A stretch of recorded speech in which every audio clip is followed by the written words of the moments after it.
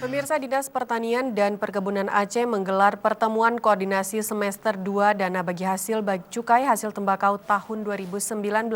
Acara tersebut berlangsung di salah satu hotel di Kota Banda Aceh pada Senin malam kemarin. Pertemuan koordinasi semester 2 dana bagi hasil cukai hasil tembakau dibuka langsung oleh staf ahli Gubernur Aceh bidang perekonomian, keuangan, dan pembangunan, Dr. Mahyuzar.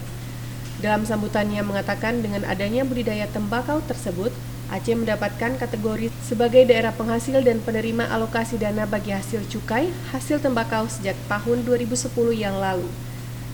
Dengan demikian, perlu dibuat pertemuan koordinasi semester 2 DBHCHT untuk membahas capaian realisasi masing-masing kabupaten kota sesuai yang telah dilaporkan ke provinsi.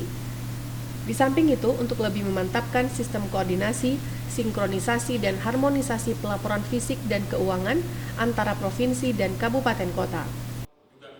Mungkin kita pemerintah provinsi mungkin lebih banyak memberikan sosialisasi kepada kabupaten kota, mungkin untuk dikembangkan, untuk diproduksi sebanyak mungkin tembakau kita yang jenisnya itu sangat jenis organik seperti itu.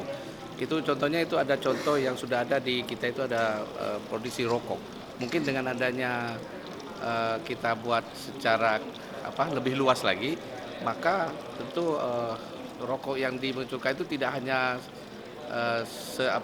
tidak mungkin sedikit ya, bisa lebih banyak dia. Dan ini bisa menjadi sebuah produk yang bisa bersaing rokok kita dengan rokok-rokok di tingkat nasional yang memang sudah lama ada. Seperti itu.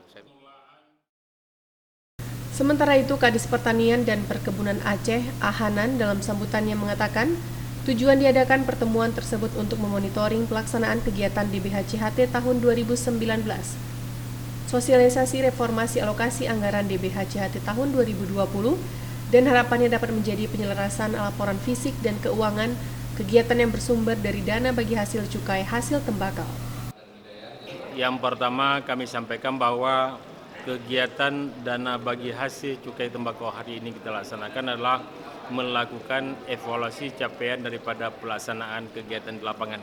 Kemudian juga melakukan sinkronisasi daripada penyerapan anggaran baik itu dari kabupaten kota, provinsi, dan Kementerian Keuangan dalam forum besok. Kemudian kami sampaikan juga bahwa untuk tembakau Aceh saat ini yang kita kembangkan di 9 kabupaten kota, itu kita coba bangun kerjasama terhadap pengolahan atau pembuatan daripada rokok yang dilakukan penanaman oleh petani.